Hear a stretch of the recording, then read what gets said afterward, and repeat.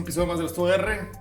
Hoy nos encontramos en un museo impresionante, con un artista impresionante que lo que platicaba con él pues ya pertenece, digamos, a la historia de la plástica jalisciense. Relativamente joven, muy exitoso. No sé cómo vas a describirlo, impresionante su obra. Yuri Sotarain. Yuri, ¿cómo estás? Muy bien, muchísimas gracias, bienvenidos, están en su casa. Un placer realmente. ¿Qué lugar? ¿Qué obras?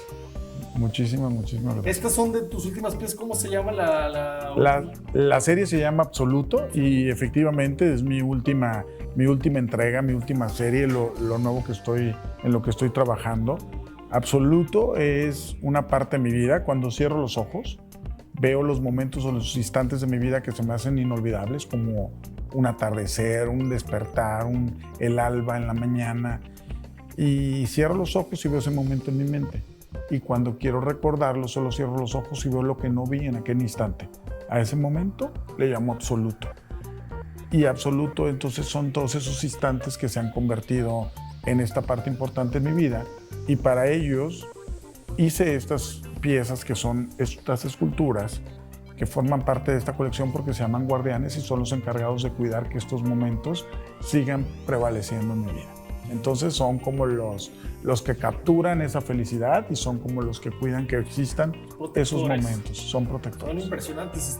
Hay unos, tienes en la torre 1500 Américas, ¿no? Sí. Esos son mucho más grandes que estos. Sí, acá, ¿no? son mucho más grandes, Son exacto. Sí. Sí. Empezó a gestarse lo de Absoluto más o menos en 2020, me decías, ¿no? Sí, más o menos a partir del 2020 fue cuando realmente empecé a aterrizar toda esta exposición.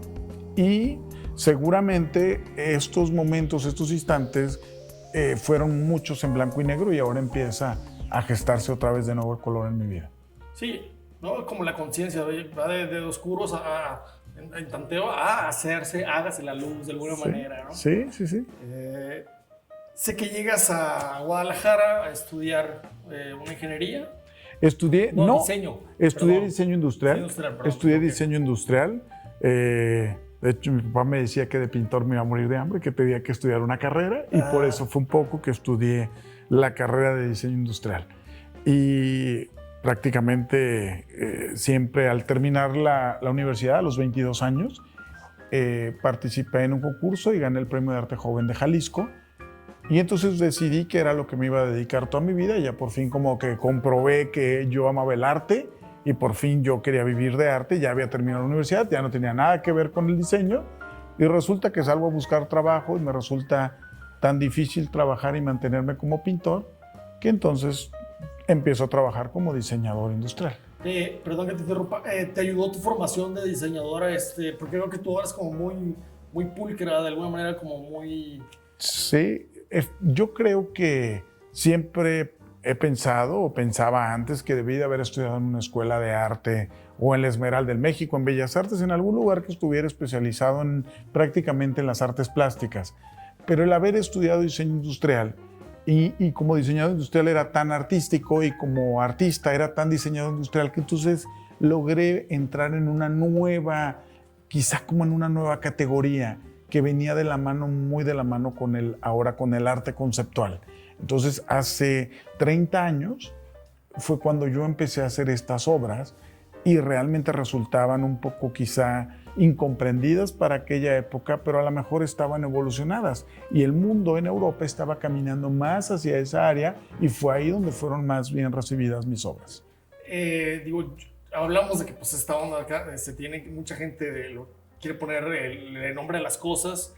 Y la han emparentado como con la transvanguardia, ¿no? Un poco italiana. Sí. Que en mi caso podría decirse que me parecen familiares a la transvanguardia. ¿Tú lo sientes así? Sí, lo siento así. Me hace sentir cómodo saber que pueden quedar dentro de un estilo, pero al final de cuentas, los artistas siempre estamos buscando encontrar como nuestro propio estilo, pero es pues muy contento saber que puede quedar dentro de un término, de un lugar, porque a la gente le gusta clasificar todo. Entonces, está bien. Entonces, quedaría dentro del término transvanguardia. Déjame regresar. Quiero saber, cuando ganaste a los 22 años la Plástica Joven, ¿cómo era esa pieza? ¿De qué trataba esa pieza? ¿Cómo eras tú en esos 22 años? Fíjate que llegó un día un amigo y me dijo que había un concurso para participar. Sacó de su bolsa se había como robado de algún lugar un póster y de la calle lo había descolgado y me lo había traído y me dijo que si yo me consideraba un artista tenía que participar en un concurso para el gobierno, en un concurso donde tuviera una formación.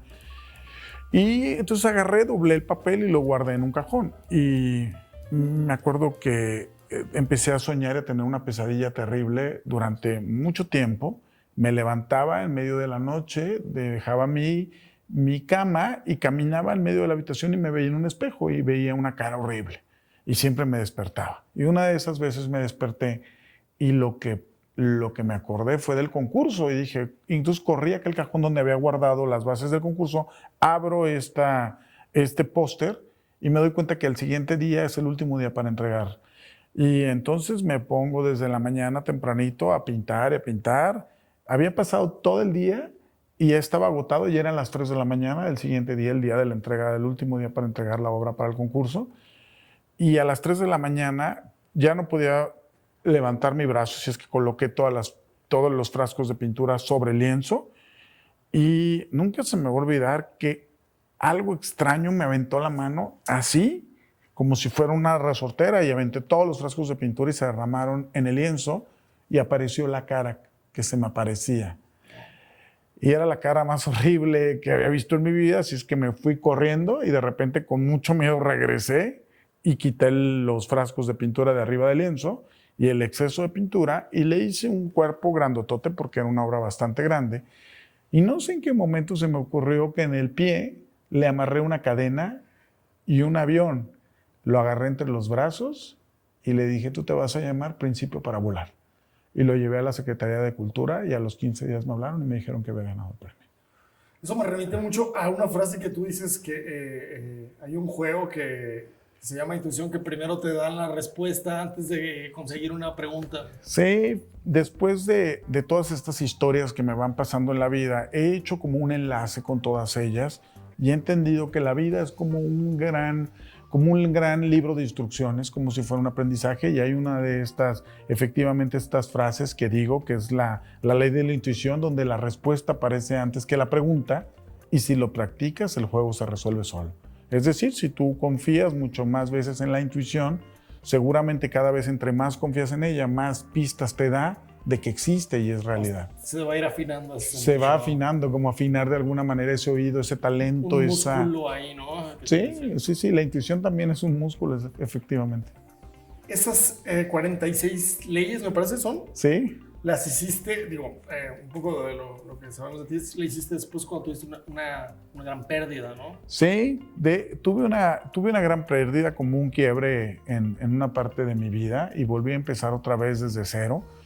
Y entendí que en la vida, muchas veces la vida te quita cosas para poder entregarte otras nuevas y que la vida se convierte, entonces no son cosas negativas, al contrario, son aprendizajes, unos cuestan más que otros. Alguna vez alguien llega y te da una lección y te da el resumen de esa lección y tú lo lees en un libro o en algo, pero algunas veces te toca experimentarlo a ti mismo. Pareciera que también las pérdidas son como las semillas que tú tienes que dejar para que florezcan otras cosas, ¿no? Sí. Exactamente, o sea, para que algo se vuelva o se transforme, sí, seguramente a veces tienes que cortar la raíz. Esa semilla se rompe, es doloroso, pero florece algo, ¿no? Pero florece algo nuevo. Y entonces, yo llegar a este entendimiento después de tener una gran pérdida, la verdad es que es algo muy complicado, difícil, saber que todo fue por algún bien. Y entonces, bueno, al final de cuentas hago esta entrega de las leyes de la sabiduría y algo empieza a suceder en mí que empieza a transformarme. Hay una de estas leyes que se llama la ley del amor, que dice, solo permito que me amen con la misma intensidad con la que yo me amo. Y está muy bonito, quizá escribirla, suena muy bonito, pero sentirla es muy doloroso porque muchas personas se fueron de mi vida. Claro. Y llegaron unas nuevas, porque cuando tú decides que eso para ti es una ley, tú se convierte en algo muy importante. Y entonces ahí entendí la importancia de estas leyes que sí resonaban en el interior de tu vida. Sí, como que no vas a aceptar menos que lo que es amarte a ti mismo, ¿no? Exacto. Y entonces ahí te pones en el reto de tanto es que yo me amo, entonces tanto es que las personas me van a amar. Y no solo las personas, también lo extiendes a las plantas, a los animales, a las cosas, a los momentos. Entonces empiezas a darte cuenta que esos son canales de atracción de energía que atraes para tu vida. Si tú le deseas a alguien bien, entre más bien le desees, entre más le ayudes, la vida también te ayuda más. Y eso se convierte en ese infinito de energía que nosotros vemos. Entonces me empecé a meter más como a este tema de la energía, y eso me llevó mucho más a crear una parte que necesitaba de mí, con una parte más profunda. Y se ve en tu trabajo, pues, o sea, como que estás muy entregado a tu trabajo. Al final es darle mucho amor a tu trabajo también, ¿no? Sí, fíjate que tiene mucho que ver como si fuera como si fuera una comida que la preparas con ese cariño y amor y le das vueltas y vueltas y vueltas hasta que la comida, por más mala que a lo mejor pudiera verse o lo que sea, resulta que en el interior está hecha con generosidad, con cariño, con amor, y el amor sí se nota. Me interesa saber, ¿desde cuándo empezaste a gestionar este museo? Pues fíjate que... ¿Cómo lo empezaste a visualizar? Fíjate que algo que me sucedió hace muy poquito y que me encanta es que estaban haciendo una sesión fotográfica en este lugar y de repente vi una escena en la computadora de las fotografías que habían tomado y dije, yo esto lo he visto en algún lado. Y esto lo he visto en algún lado. Y me fui a buscar en mis cuadernos de dibujo que había hecho hace más de 20 años. Y en los bocetos, había escenas de los bocetos que coincidían exactamente con los lugares que estaban dibujados ahí. Tenía una tía que cada vez que cuando caminábamos por las calles, íbamos a la farmacia, a las tortillas, a cualquier lugar, siempre iba agarrado de su mano. Yo creo que yo tenía por ahí unos 4 o 5 años y siempre me decía que algún día quería tener una casa que tuviera una puerta de ébano negra brillante a la entrada. Y siempre cuando me platicaba cómo sería la puerta de la casa que ella quería, ella nunca supo, pero yo siempre me imaginaba cómo sería por dentro.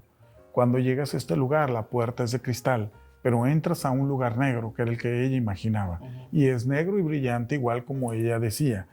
Y así como se veía ella reflejada en lo que decía, y yo me imaginaba cómo era esa puerta, ahora todo el lugar entrando es así, y entras a ese lugar que imaginé cuando era niño. Este lugar que imaginé cuando era niño, lo dibujé para presentarlo en una exposición en Nueva York. Tenía tanto que presentar en la exposición y tanto miedo de hacerla, que me fui a estos recuerdos de cuando era niño y me acordaba lo que platicaba mi tía.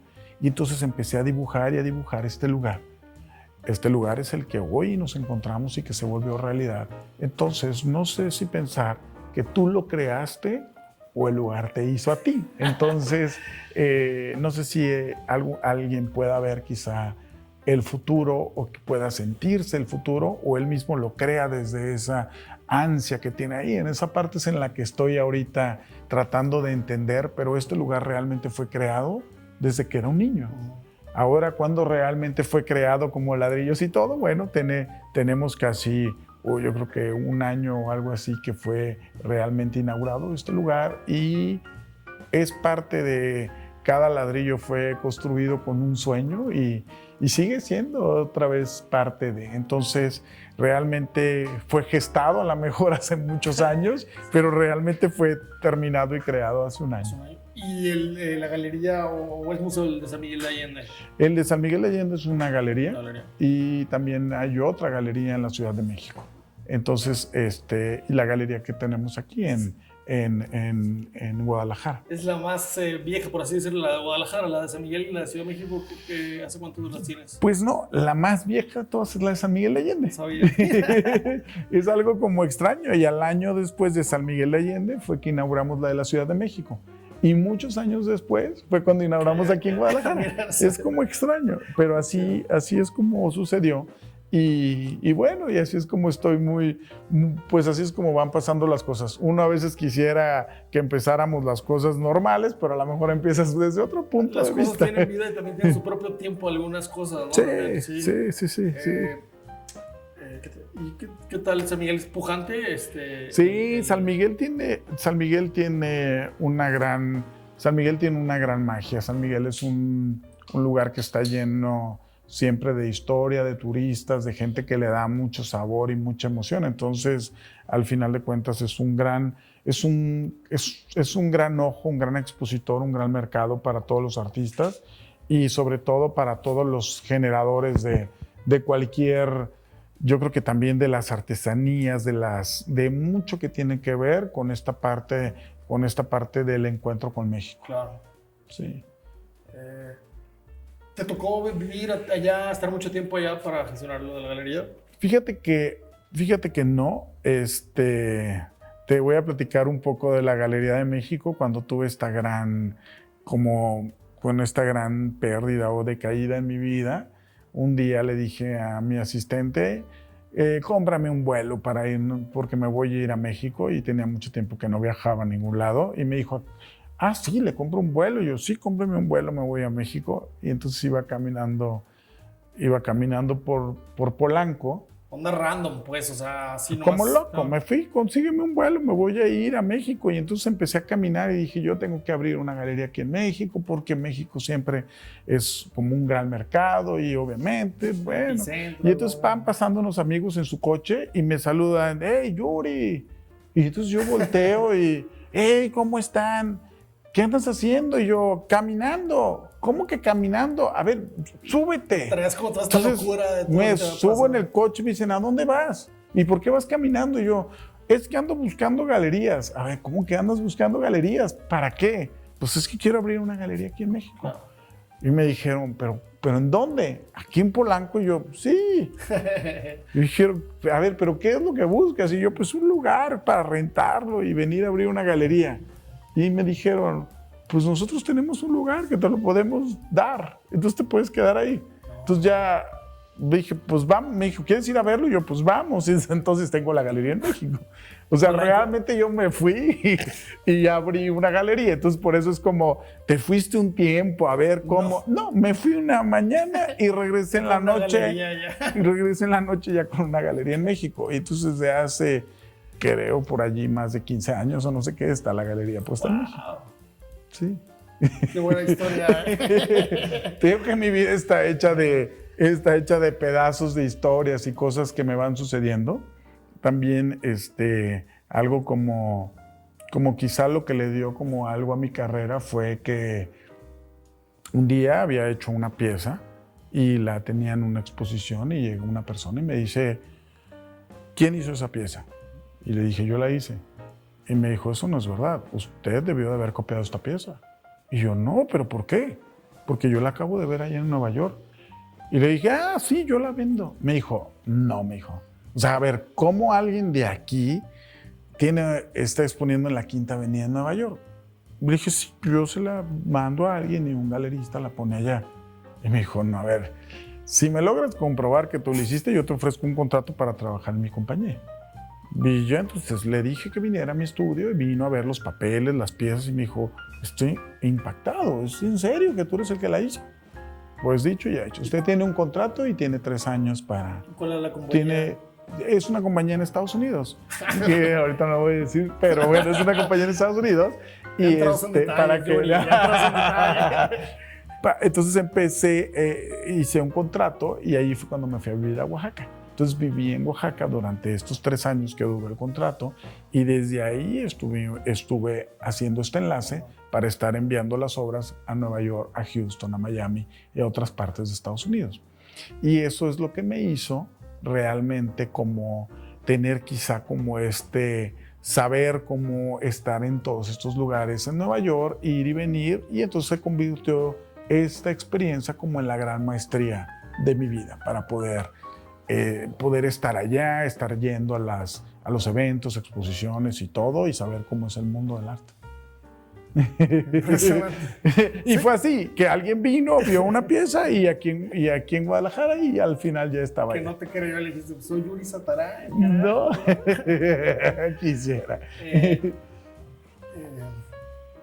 Estas piezas de escultura, me decías, es bien interesante porque me decías que las haces con concreto y acero Con concreto y acero. y que pues eventualmente van a mutar, ¿no? Porque Sí, el tema de la exposición es utilizar materiales vivos para que vivos vayan funcionando con las personas con las que van a vivir su vida, con van a las envejecer personas con que ellos de alguna van a manera. envejecer con ellos. Entonces las piezas eventualmente van a empezar a romper el metal, sus moléculas, y se van a añadir con el concreto con el que están hechos y pues de repente van a ser un poco más gordas o van a crecer o van a moverse, pero siempre van a estar cambiando, y eso es algo del tema de la exposición, que los recuerdos y los sentimientos siempre se van moviendo y se van transformando. Quedan ahí, pero al final de cuentas la visión y la manera en la que ahora vemos aquellos recuerdos siempre es diferente, porque los que cambiamos somos nosotros, los recuerdos se quedaron ahí, y de eso se trata,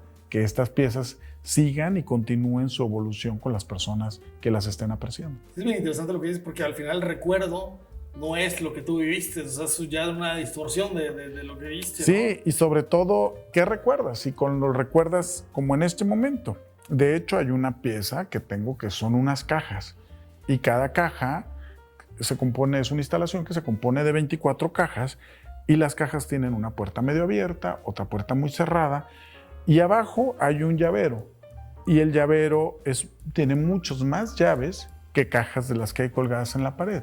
Y el tema de esa instalación se llama Confesiones de un amante.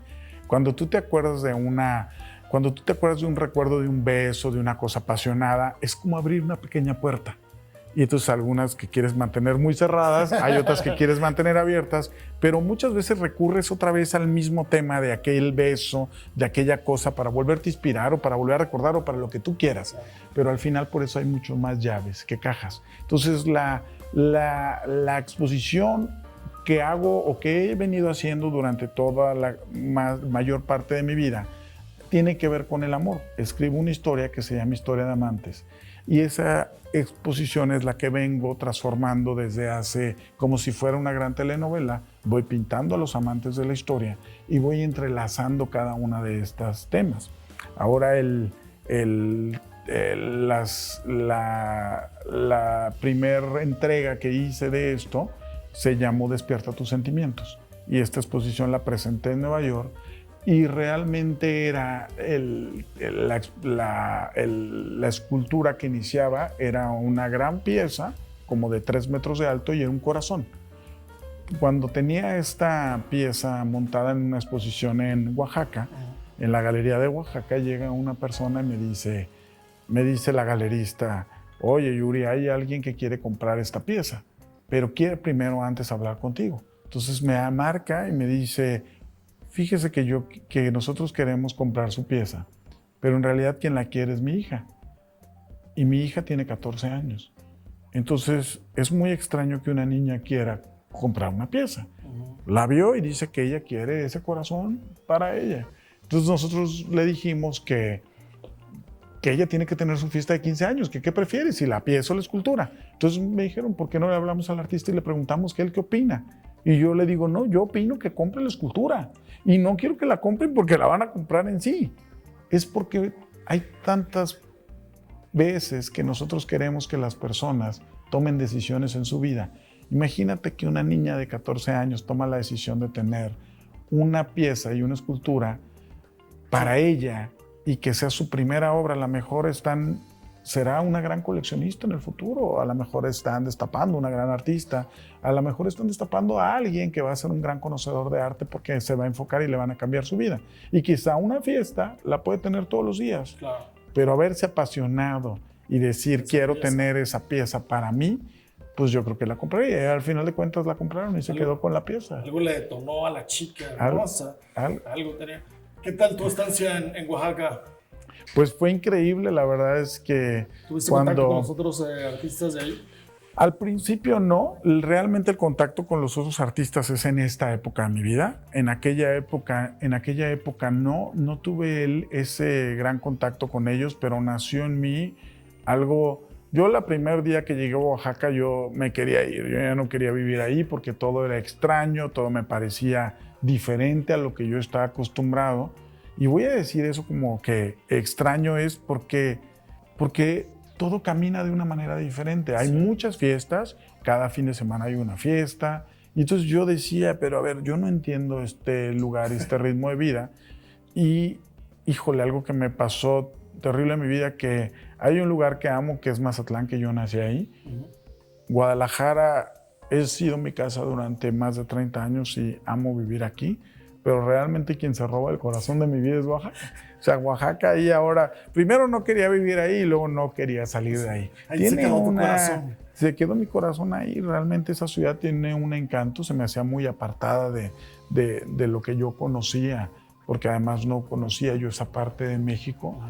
Pero cuando llegas ahí, muchas veces puede ser que te quieras ir rápido, pero otras veces definitivamente te quieres quedar a vivir ahí porque sus tradiciones, sus costumbres, su gente. Muy entrañable su gente. Es algo que está apartado de otra realidad. Yo creo que le pasa a mucha gente eso, que va a Oaxaca y se queda. Y ahí se quiere quedar. Entonces, la inspiración también es increíble porque como todo es un poco como más, no camina quizá tan rápido, a lo mejor te detienes entonces a ver esas estrellas, a ver esa naturaleza que se desborda en cualquier esquina que volteas a ver. Son las noches más hermosas que alguien pueda visitar. Las noches de Oaxaca son frescas, nunca hace demasiado calor, nunca hace demasiado frío.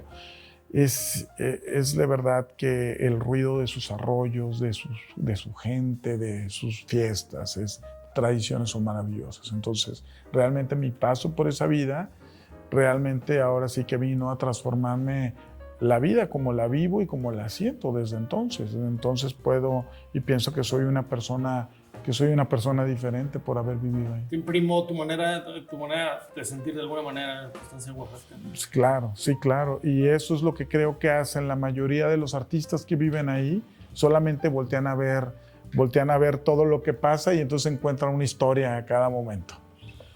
Sé que tu primera exposición, yo brinco para un lado para otro, Sí, tu primera adelante. exposición fue a los 13 años. Sí. Qué impresionante, fue en Mazatlán. Sí. ¿Que te acuerdas de ese momento, de ese sentimiento? O sea, Sí, claro. Es un logro también hacerlo a esa edad.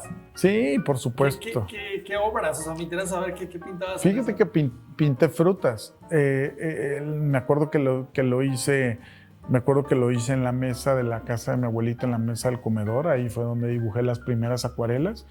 Y yo nunca pensé que después de muchos, obviamente, años que han pasado en mi vida, más de casi 40 años, yo sigo pintando acuarela. La acuarela es lo que más me gusta y es una técnica que quizá no a todos los pintores les encanta. Y a mí me parece como maravilloso. Fue de acuarela a los 13 años y acuarela sigo pintando hoy. Ahorita hace rato estaba pintando una acuarela. Entonces, el agua para mí tiene algo mucho más, pues no sé, como una conexión muy entrañable con el agua desde ese momento que la toqué cuando era muy chico. Y fue una exposición de frutas y, híjole, me fascinaría ver ahora alguno de aquellos cuadros de aquella época. ¿Dónde están? No tengo ni idea, pero sí me encantaría saber. Sé que tuviste una carrera exitosa de diseñador. Sí. Bueno, en algún momento haces ya, o sea, dices, ya no quiero el diseño, me dedico totalmente a la pintura, ¿no? Sí. Hay un momento muy importante, marcó definitivamente mi carrera como diseñador industrial, pero más bien yo creo que fue como diseñador artista, porque en realidad hacía obras y hacía objetos que al final resultaban en ser objetos diferentes y ser objetos artísticos. Pero logré ganar el premio al mejor diseñador de los Estados Unidos y fue un gran logro que conseguí en mi carrera. Peleé el premio durante 5 años. Al 5.º año que lo tuve, fue algo como si ya lo hice y ya Ya está. Y entonces regreso a Guadalajara y pienso que solamente me voy a dedicar a lo único que ha sido la pasión de mi vida. Y desde ese año hasta ahora solamente he pintado. Yo creo que tengo alrededor de 20 años solamente dedicándome a la pintura. Sí. Me gusta mucho esta parte de tu vida, de tu historia que dices cuando tienes la pérdida y empiezas a hacer llaves y entregárselas a las personas. Sí. Y cómo tú a través de estas llaves pides no un deseo, sino muchos, y las personas también piden deseos a través de estas llaves. Entonces hace como algo bien mágico lo que cuentas. Sí, fíjate que al final, efectivamente, para las personas que no lo saben, cuando tuve esta gran pérdida me senté en mi escritorio y con lo único que me quedé fue con un lápiz, un pedacito de papel, y entre los tres formamos una empresa. Cuando recién empecé, así lo decidí, que los tres íbamos a hacer una empresa, el lápiz, el papel y yo. Y cuando me vuelvo a encontrar en esta disyuntiva de la vida y esta gran pérdida, agarro otra vez nuevamente un pedazo de papel, un lápiz, y empiezo a dibujar una llave de una puerta de una casa, una llavecita pequeña, y la hago en un pedacito de papel y pienso que esta llave va a servir para que la gente lo haga viajar. Luego otra llave para que a la gente le traiga dinero y otra llave para que a la gente le traiga cosas, porque yo lo que sentía que había pedido eran cosas y yo lo que pedía eran cosas.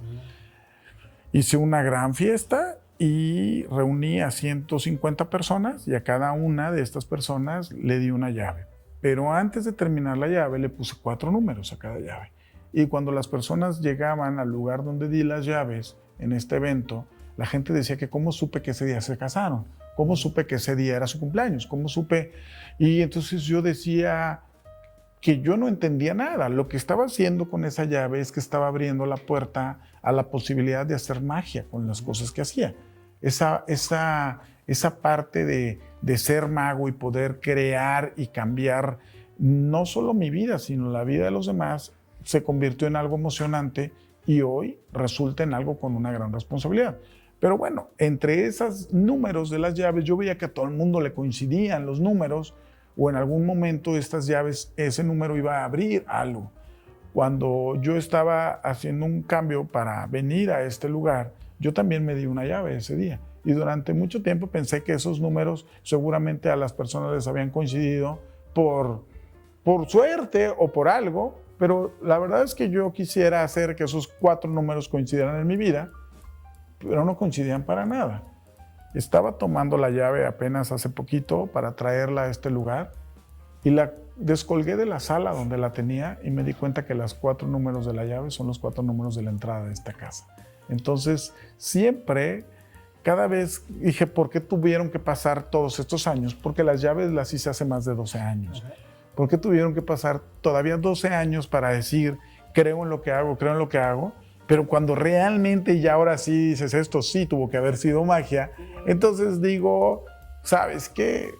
Realmente lo que pintas y lo que haces te llena a ti, pero en realidad puede ser algo que en realidad le cambia la vida a las personas. Yo creo que, si me permites decirlo, yo creo que el acto psicomágico como tal que tú te aventaste en esta onda de las llaves y después lo de las puertas, es, o sea, desear para ti, pero desear lo mismo que para los otros. Sí. Y ahí hay como una fuerza bien brutal. Sí, fíjate que al principio lo deseé para los demás, pero no tenía idea que cuando esto era como una cadena que tú aventabas, pero nunca me imaginé que eso fuera en algún momento a regresar. Y al final, cuando empezó a regresar todo lo que yo había pedido, no me empecé a poner tan contento, me empecé a sentir responsable de que lo que haces tiene un efecto. Sí. Y tiene un efecto y tiene un cambio y algo en las personas. Entonces, cada vez estoy más enfocado en cómo poder sanarte tú para poder sanar a las demás personas. Pero sí es como bien puntual ahí, porque o sea, tú pones a disposición como un objeto artístico en donde depositar el deseo. No sé.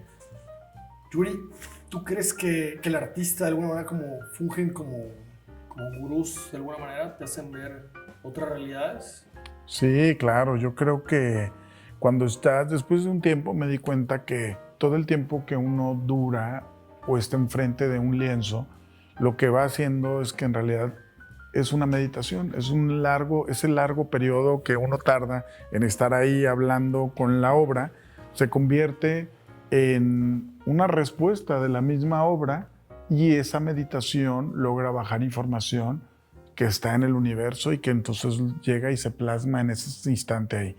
Entonces creo que hay obras que puede ser una obra abstracta de un solo rayón o puede ser una obra detallada que estuvo hecha por meses, pero al final de cuentas el artista se convirtió en el vehículo para bajar esa energía y que quedara ahí plasmada. Entonces no todas las obras tienen ese potencial de generar ese chorro de energía. Hay unas que lo tienen más fuerte, otras más poderoso, otras de alguna manera. Pero creo que la vida es en sí una fuente inagotable de energía. Pero, o sea, en tu caso creo que lo haces más consciente, ¿no? Digo, en el sentido de, o sea, das conferencias para CNA, para Voz Eslava, tienes una agenda robusta en donde vas hablando también de tu historia de vida, que a la gente, yo la he visto y ha llorado y se conmueve pues también con tu historia de vida. En ese sentido también te digo que lo haces consciente porque no nomás es como que la obra te dice cosas, sino que tú también de alguna manera tratas de iluminar con tu obra, con tu actitud, con la acción, ¿no? Sí, fíjate que al principio no sabía hacia dónde iba y conforme va pasando el tiempo me voy dando cuenta que las personas tienen que realmente saber cuál es su propósito. O sea, entre más rápido encuentras tu propósito de vida, más rápido entonces la vida se encarga de ayudarte a conseguir ese propósito. Pero entonces yo había hecho una exposición que se llamaba Eres tú. Y luego después hice otra que el título era Yo soy. Y luego hice otra. Entonces todos eran, al final de cuentas, los títulos de las exposiciones eran un mensaje que el mismo universo me estaba mandando para que yo despertara esta capacidad de poder crear. Y entonces cuando ya sabes que cuando estás creando tienes la posibilidad de bajar una energía, tu responsabilidad es bajar un chorro de energía para que esa obra y eso quede ahí. Y cuando me piden que me pare enfrente de un escenario para dar una conferencia, una charla, una plática, en realidad pienso que ni siquiera soy yo el que lo está haciendo, es alguien que se permite hablar por medio de ti, y entonces creo que tú le estás entregando al universo tu persona. Entonces no eres en realidad tú, es tu canal que logra salir cuando estás ahí. Entonces eso sí tiene una gran responsabilidad. El saberlo y el aceptar que tú eres parte de este canal y un vehículo. Entonces al final de cuentas no soy yo el que lo pinta, no soy yo el que habla, no soy yo el que lo dice, solo eres un vehículo para que eso suceda. ¿Y de qué se nutre tu obra, digamos, para que el mensaje sea así como de puro, llegue o tan poderosamente a las personas? De amor. Lo que hace muchos años mi galerista en Oaxaca me dio uno de los consejos más bonitos que me han dado en la vida y me dijo, muchacho, pinta enamorado. Nunca lo olvides, pinta enamorado. Realmente el enamoramiento, ni siquiera casi como el amor. Yo creo que el enamoramiento es ese proceso tan bonito que siempre te mantiene ahí pegado que quieres estar. Realmente ese enamoramiento con cada una de las obras es lo que le permite a la obra querer enamorar a otras personas. Porque hay obras que dan un golpe de amor y hay otras que no las puedes, ¿no? Como un arrebato, y hay otras obras que no las quieres ver porque el amor en realidad es así. Pero si tú te fijas en esa parte del enamoramiento, querer estar en ese estado, realmente tú tienes que vivir en ese estado para poder pintarlo. O sea, esa honestidad es la que tiene que vivir y estar contigo siempre para poder entonces hacerlo. Y esa es la responsabilidad de yo mantenerme contento y mantenerme estable para poder entonces pintar una obra así con esa naturaleza. Ahí va, la pregunta que debería hacer es, tienes ya 27, 28 años ya de carrera, ¿no? Más o menos. Sí, sí, sí. ¿Crees que la honestidad es lo que te hace como mantener, que estés, estés en el gusto de las personas, tu honestidad ahora? Yo creo que sí. Fíjate que cuando era niño me la pasaba, me gusta muchísimo el piso de los lugares. y me pasaba muchísimo tiempo jugando con mis carritos o algo, y tenía mucho que ver con las figuras que había en el piso y de alguna manera las iba asociando y las iba organizando. Y eso solamente lo hace alguien cuando tiene una mentalidad loca de artista, que puede estar haciendo eso en las figuras en el suelo, y con eso hacía como organizaba cosas. Esta capacidad de recordar lo que hacías instante y constantemente de niño es lo que me hace ahora voltear y ver la recámara de cuando era niño y meterme en ese lugar debajo de la cama, en los azulejos y todo, y eso es lo que pinto. Entonces, la honestidad que puede tener un niño al hacer y sentir cosas, me voy a cada uno de los libros que tenía y los hojeo uno por uno, y antes de pintar un cuadro, siempre traigo una nueva historia que contar de cuando era niño. Las hojas del árbol de cierta temporada, el tono verde del patio, los colores. Por ejemplo, pinto muchos colores en tonos cemento, porque la pared que daba mi recámara enfrente de mi ventana era de un cemento, de un tono de gris, que cambiaba constantemente con la iluminación en la mañana, en la tarde y en la noche. Pero ese tono siempre blanco estuvo presente en mi vida porque de niño era lo que veía. Entonces, esa honestidad de poder capturar los instantes de niño es lo que me permite hoy viajar por todo el mundo y visitar museos y lugares y regresar a Guadalajara o a mi estudio, a donde esté, y volver a hacer más cosas de cuando era niño, porque me recuerda más cosas de mi infancia, de lo que de niño siempre quería visitar los museos, que nunca pude, y ahora que visito los museos lo único que quiero es regresar a mi habitación y volverme a dormir imaginando lo que voy a soñar. Y esa honestidad tiene que ver con esa infancia y con esa, yo creo que puede ser como que capture los instantes o los momentos de cuando era niño. Ahí va, la añoranza es muy honesta y la gente conecta eso inmediatamente.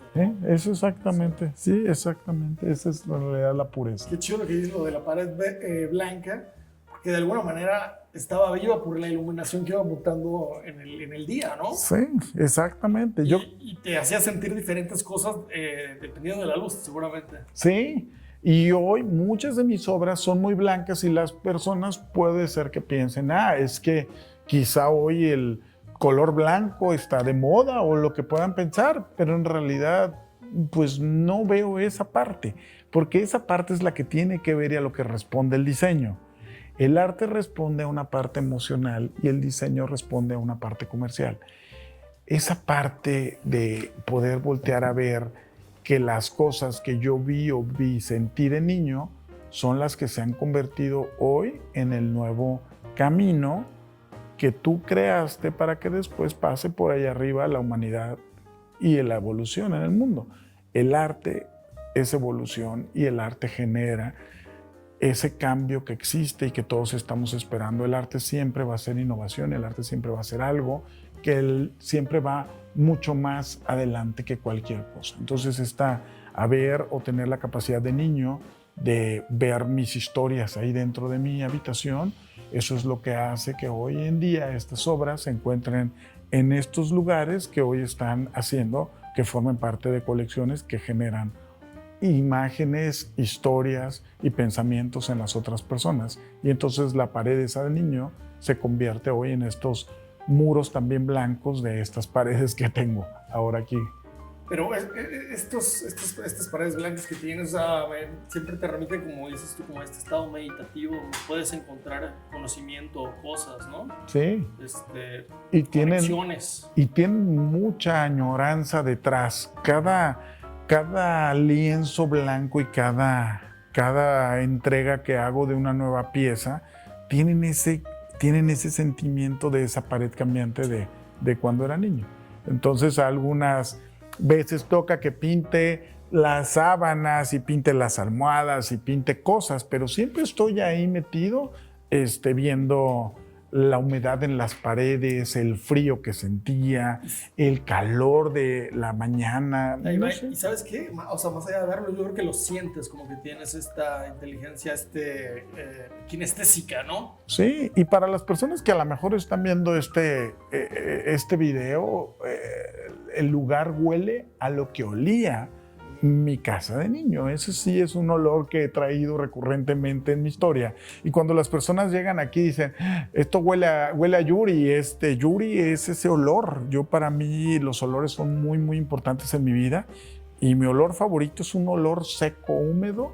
Y a ese olor seco a madera, eso es a lo que huele mi vida. Entonces, ver las historias pintadas ahí y oler esto es algo que a mí me hace sentir como en casa. De hecho, se queda tan impregnado el olor en la ropa que después les va a tocar hasta olerse la ropa, se queda ahí guardado. Se huele a madera, tío. Obviamente tienes muchísima madera ahí, pero te remite el olor a madera. Pues ahora cuando vayan a sus casas verán que las ropas les quedó oliendo este lugar, porque así es como está imaginado y está hecho.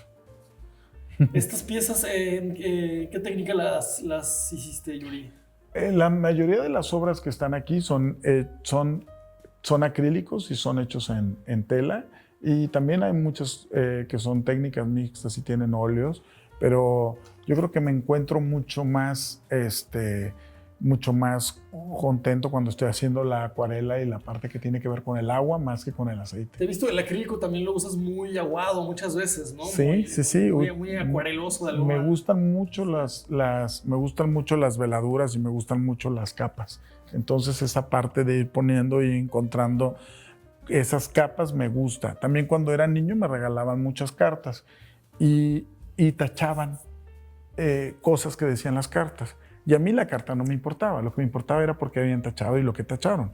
Entonces, esa parte de ser verdad también es muy importante en el acrílico, porque en la acuarela no puedes borrar. Lo que se queda ahí está. Y entonces, si había trazos debajo de la obra o si había una historia, a mí me gusta que se vea, porque me gusta que la gente pueda ver esa parte, como echar hoy un vistazo a lo que existe detrás y no solamente a lo que está delante. Es por eso que existen estas veladuras en la obra. Ahí va. Por ahí va la historia. Pues qué rica plática, Yuri. Muchísimas gracias por atendernos acá.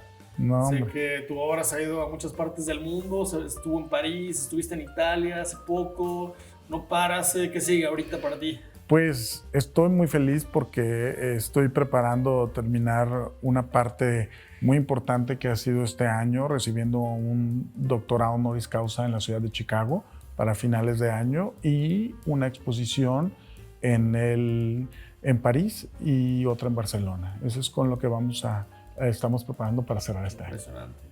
Muchas gracias. Pues muchísimas gracias. Nos tienes atento ahí en tus redes, obviamente. Claro que sí, encantado de que vengan a visitar mis redes y que vengan a visitar mi vida. Son bienvenidos. Ahí me gusta mucho que las personas puedan asistir cuando doy pláticas y conferencias, porque en realidad esta manera de conectar con las personas creo que me parece mucho más importante en esta parte de mi vida. Conectas muchísimo, creo que he visto que la gente se conmueve con tu historia de vida. Muchas gracias. Hay mucha fuerza en eso. Sí, muchas gracias. Señores, un episodio más del Estudio Aguerre. Yuri Satarain. Muchísimo gusto, Yuri. Un placer. Gracias. Un placer. Hasta la próxima.